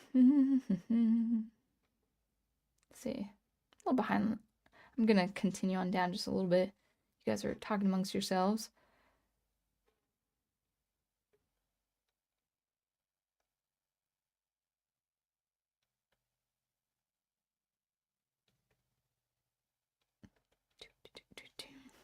Lots of people just commenting. Most of you are asking yourselves different questions. Final Fantasy fans says, yeah, the Joker looks like he's got crocodile teeth when he smiles in all the Loeb and Sales Batman books. Yeah, it's a very and it's horrendous, but it's also mocking, which is makes it more horrendous, right? Oh, Lizard is a Spider-Man villain, says Big Al Presents. Your hubby and I have discussed sales. My big sale. I gotta put this up. Sorry, it looks like I know what I'm talking about. Your hubby and I have discussed sales. My being unimpressed with his portrayal. Oh, I did not know that. Yeah, people have preferences, and it's okay. Yeah. Who did the art for Kryptonite? I think Kryptonite so far has been my most favorite comic experience. Love the art, but I don't know the name. I'd have to look it up again and go to my prof's comic bookshelves and see what that is. Oh, Stunning and Brave is confirming. Basically, that in the Telltale Batman games, they made Thomas Wayne a crook who did unquestionable medical experiments on Arkham patients. Well, that's BS. And they gave him ties to some mob bosses like Falcone. Well, that's ridiculous. I don't like that.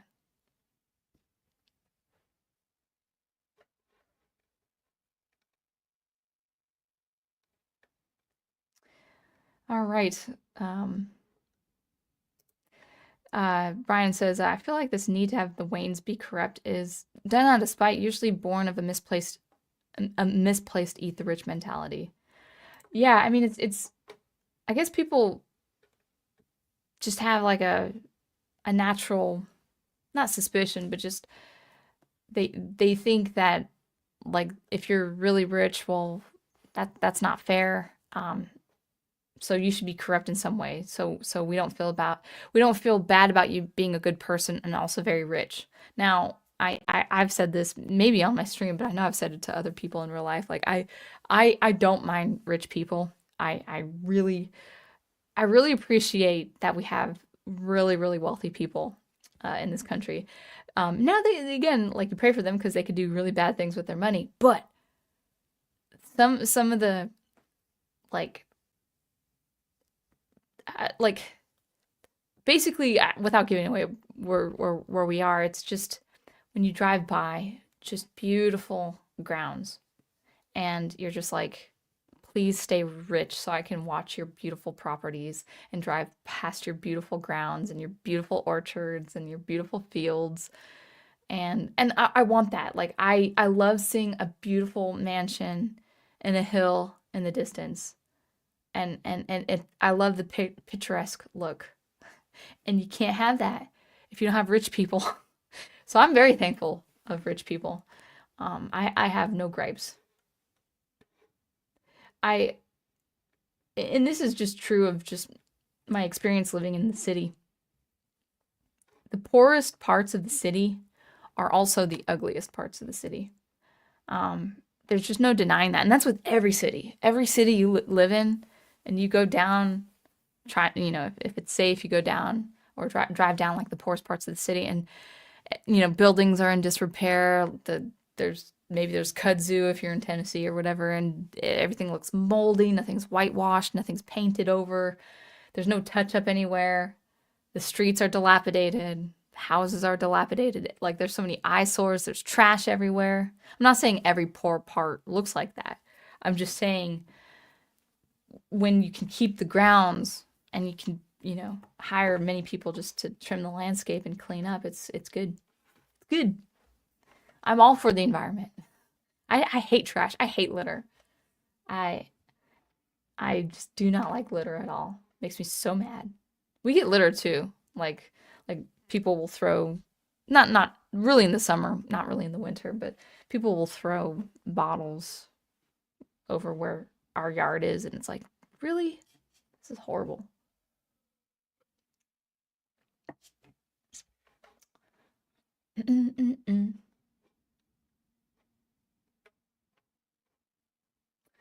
Brian Gilmartin says, yeah, you don't really see a lot of skilled color work these days where everything is either very dark, neutral, or they just overuse pastels to a sickening degree. I tell you, I just, I, I've said this before, like, now that I read a little bit more comics, I start seeing these indie projects, and it doesn't matter what faction you are, whether you're comics gay, anti-comics gay. I see a little bit in both, or an independent. Um, I have a standard when it comes to art, especially background art. And people are like, yeah, back this comic, back all these great people who are making comics and stories. And, like, maybe the character design looks okay. Maybe the facial expressions look good. But then you got these horribly generic backgrounds. It's just like, well, you got your characters right. What about the background? I can't be bothered with backgrounds. I remember people saying, like, they were toying with the idea of using AI to just do the backgrounds. It's like, no, don't do AI. Just do the painstaking, time-consuming backgrounds, because you can still make very simple backgrounds, like very simple backgrounds in Batman Haunted Night. Excuse me, got a cough. Um, but anyway, you can make uh very simple backgrounds that are very much your style and your color. Backgrounds that I would just let my, feed my imagination. And but some of these backgrounds of these indie comics, it's like you basically just wanted to write a story and not bother with the art. Um, these indie comics, man, like, back my comic. I'm like, get better backgrounds.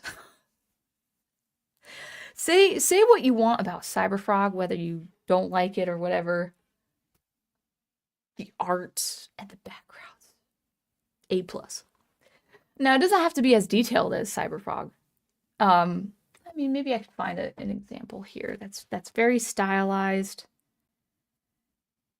I mean, it's so okay. Let me see if I can find. I mean, even something like this, where Scarecrow is just about to abduct Gordon. Very simple lines. Little rain, little lightning, little lines of the building, and a door. But it's still striking, even though it has, 'cause striking lightning. It's very simple, but it's very unique. It's unique to this style of Tim Sale. And so you can still be super simple. You do not have to be hyper detailed with the background. I mean, if you want to, that's your choice, and maybe you'll write and produce less stories or fewer stories because you're so involved in the art background. But like I see like buildings just not even sketched. I'm sure they're just plopped on, stairs that are plopped on, very very bland colors. And I just say any artist who's really serious about selling stories and selling your own unique style, you gotta. And it's like, because I see with these indie artists, they're so, it makes sense. You watch the characters, you look at the characters, you observe the characters. You're looking at their faces. You're not gonna even probably bother with the background for the most part. But like when that's all you're focusing on, it's like, come on. It's just, it's don't focus just on the characters. Focus on the background.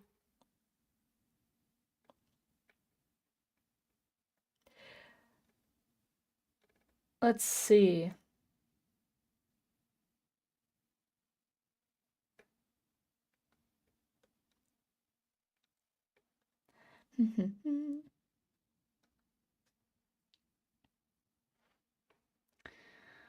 Talking about Harley Quinn after the New 52. Andreas Fernandez says, I really disagree. Why, thank you. I think a great hero is shows that even though people are flawed, we can still aspire to be the best versions of ourselves. That's not what I'm saying, though. You can still be a flawed person, but you have to have interesting agency as a hero. No matter what your motives are or what you're overcoming as a hero. Or I'm saying this hypothetical you, like if you're writing a story with a protagonist. I'm not saying that the hero has to be the best versions of themselves throughout the whole story. I mean, that's part of the story. Well, the arc to overcome guilt or temptation or a flawed trait you have, like to overcome those things is part of the story, but that's what makes the hero interesting. The and actually like Batman and Superman, they have to overcome a lot of different flaws, even though they are genuinely good aspirational characters. Where I'm saying is they need to be front and center as and making them as interesting to your readers as possible. And then things fall into place when it comes to conflict with other side characters, villains. People react to Superman in a universal way in Metropolis because he's what he is. He is who he is. Gotham reacts to Batman in a very certain universal specific way because Batman is who Batman is.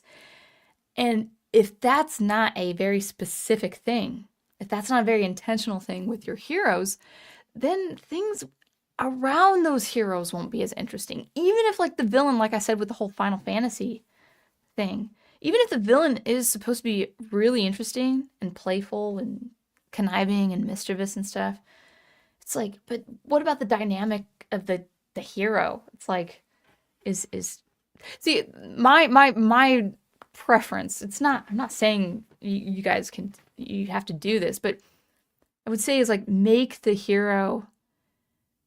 What makes the hero interesting is their agency. So make your hero have a lot of agency. It doesn't have to be a lot of personality, but the agency has to have a specific personality, whatever that looks like. So, I mean, let me see if I can find an example. I don't know. Maybe I'll think of an example as I go down the chat. But if your hero is just bleh, like, oh, I'm just doing what I need to do to overcome the odds and finish out my story, it's not going to make for a meaningful villain and antagonistic relationship. So I really do think the protagonist and your hero is the fulcrum. It's the bridge over the water that balances the water out so the cars can cross that water bridge. You know, the hero is the bridge. And then anything, or I should say fulcrum, balancing out everything. The hero is the impetus and the fulcrum. And then from that, you can make the villain really, really interesting. Because I want people to remember their characters. Oh, someone gave me something. Super chat. Oh, you just, oh, sorry. You didn't have to super chat me for that correction. Thank you, Andreas. I disagree with Chris Gore, not you. I agree with you. Oh, sorry. Well, thank you. Well, thanks for the super chat. But yeah, I like Chris Gore from I don't watch his I think he has his own YouTube channel and his commentary. I don't really watch him. I don't really follow him. But I had heard that from him from Film Courage, the YouTube channel. And I get it. I get his sentiment. I get it. Because why? You want an interesting villain. Everyone wants a really interesting villain. It only goes so far, though, as how interesting the hero is. Like, what makes Lex Luthor so interesting is, yeah, who he is, but who he is in opposition, in that opposite relationship to Superman, and what he can do to Superman. Like, he's only interesting to me with the threats he poses, especially not just on Metropolis, Superman. Superman is the fulcrum. But we're talking about comics. We could talk about other stuff too. Yeah, Final Fantasy says Killer Croc is scary in Batman Arkham Asylum. I don't think I honestly don't think I can play that game.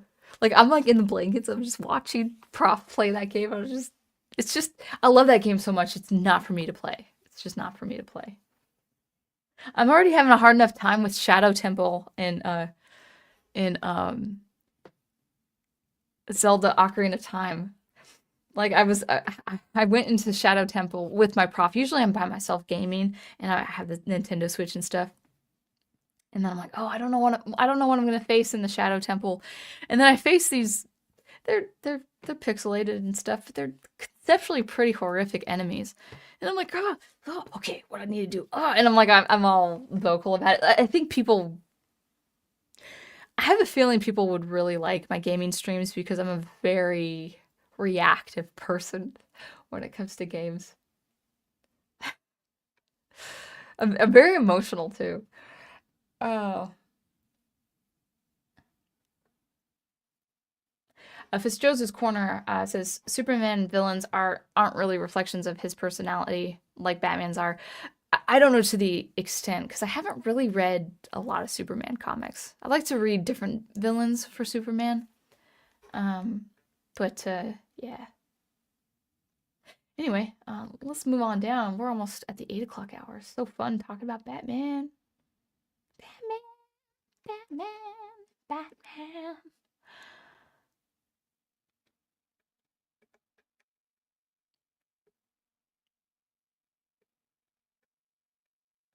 I don't. Oh yeah, that's such a great. Oh, that's such a great episode. Killer Croc. I threw a rock at him. Villains stunned silence. Killer Croc says, "It was a big rock." That was a great episode. And it's funny because like in that episode, all the villains are conversing among themselves, like to a game of cards or whatever. And they're funny because like they're the main players of that episode. It's not Batman. Batman comes at the end, but like they're having this like, gay old times. Like this is when I tried to thwart Batman. This is when he stopped me here. And it's so funny. It's so good.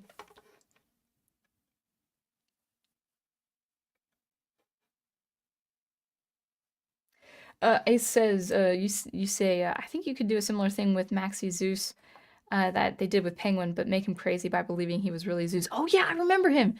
Yeah, make him get lost in the persona, and he has a dark reflection of bats. Yeah, they never really explored his character. He was was he in 2 episodes of the animated series? I can't remember. They never really explored him. He was kind of a one-off a little bit. And maybe people didn't respond to his character that well. But I think there was potential for him. Noctis. I'm probably being too hard on Noctis. He was a great character design. I actually kind of liked him, like, toward the game. There's a time jump, and he kind of looks like Keanu Reeves, actually. He's got, like, this shadow, 5 o'clock shadow or whatever. Arden Izunia. He's the villain of Final Fantasy 15. He very much would have worked as a villain if he more liked if he was more like a Loki type of villain. I can see that. I can see that. Sorry for being so hard on Final Fantasy 15 if you guys like that game. Oh, let's see.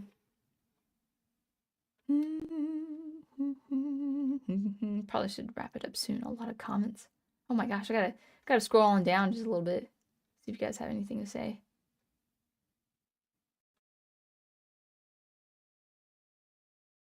Look, you guys are talking to yourselves, which is great, because, yeah.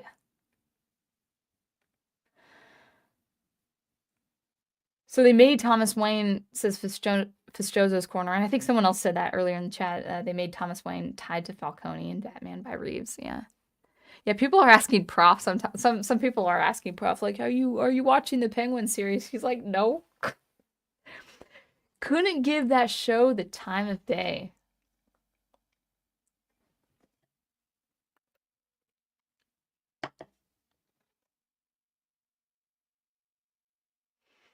Gonna skip a little bit here. Yeah, this is a good point. The Waynes are where Bruce gets his heart from. His mother was very nurturing, and Thomas was a doctor. It's all about saving lives. That's why he himself grew up respecting life. Yeah. Yeah.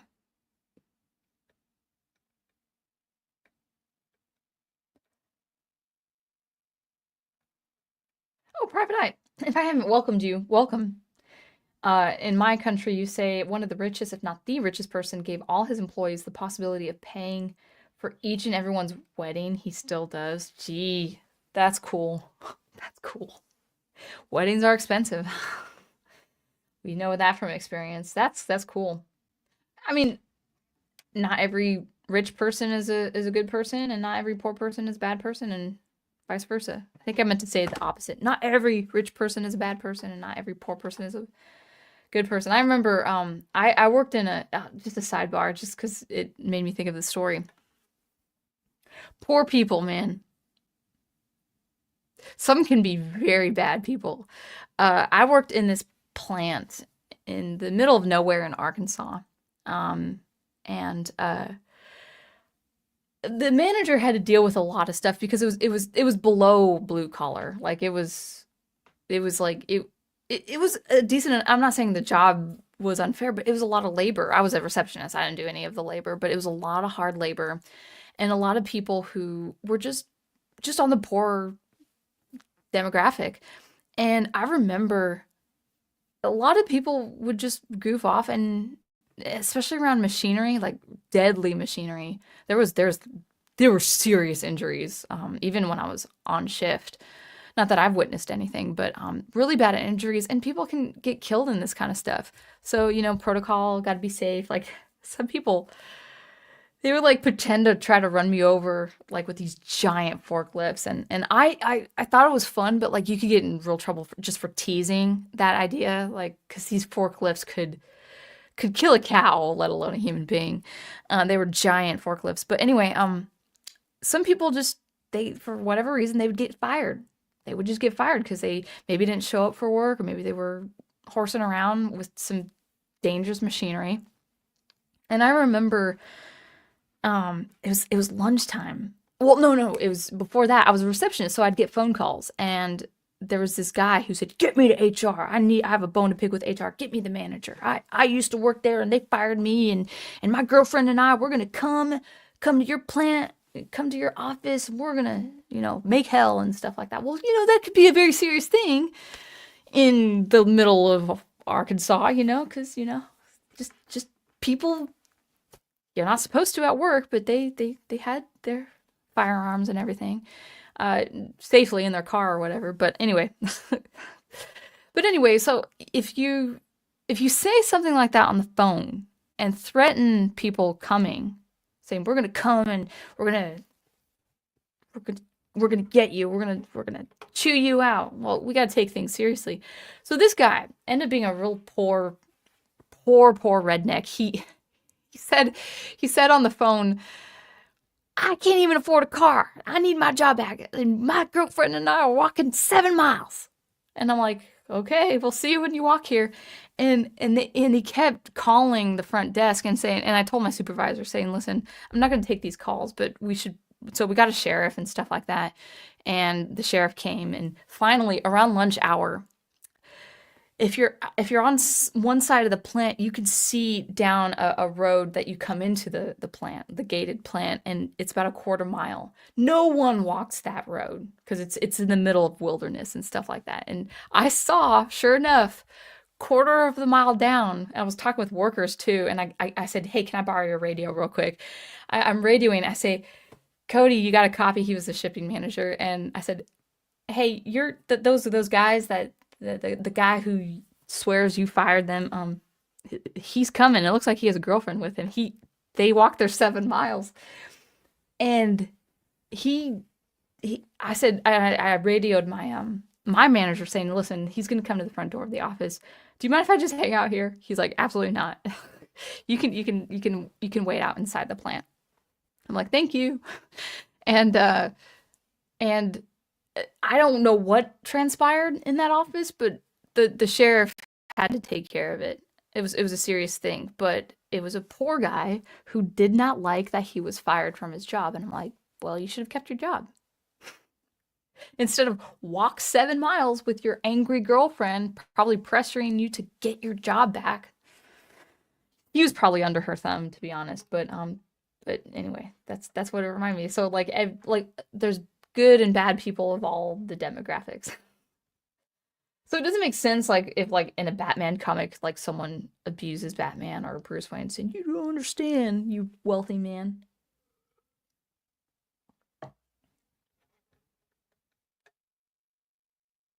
All right, we've got to scroll on down.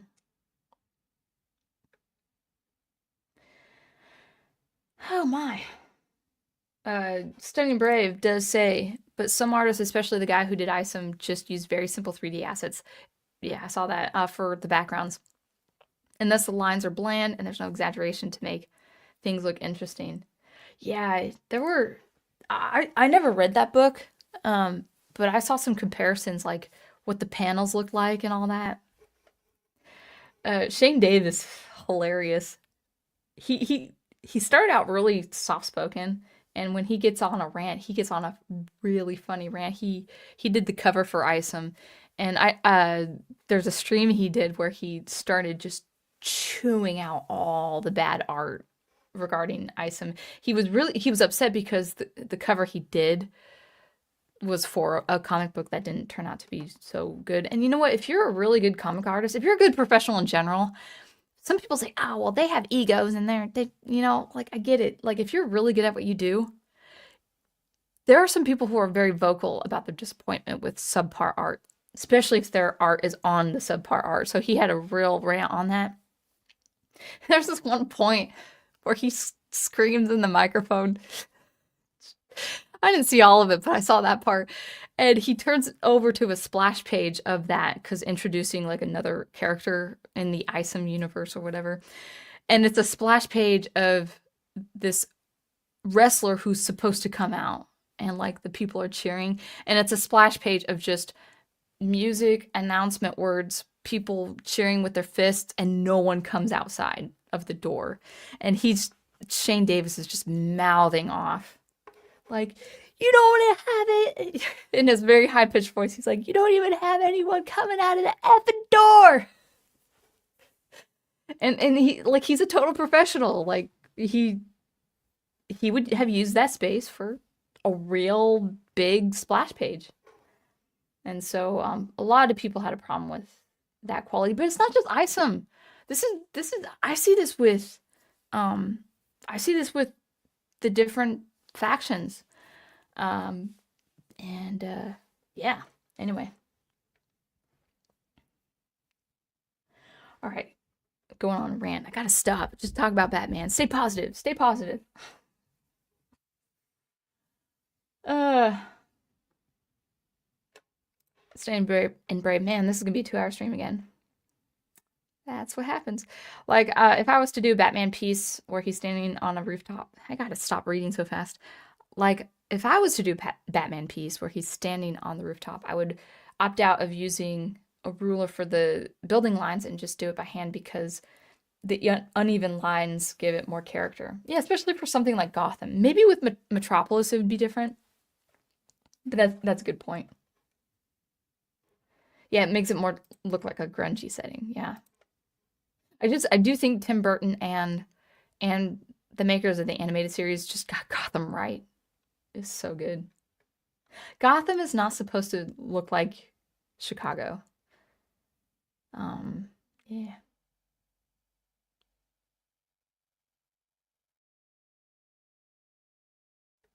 Talking about Power Rangers. I grew up with Power Rangers. I could see why the boys would have a crush on the Yellow Ranger. Yeah, she was I mean she was really young, like 13. Weren't they 13 or 14? Like when I watched Power Rangers, so this was in the early 90s. So I was a little kid.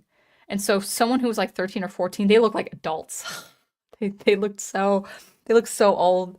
Like, oh, they're adults.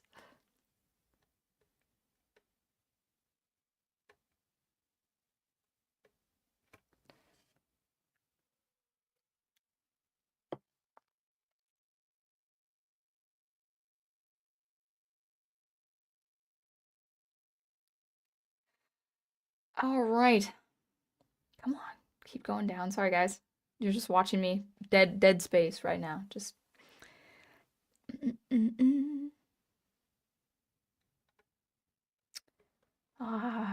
guys are talking about different things that I'm not aware of. Then I reached the comments. All right.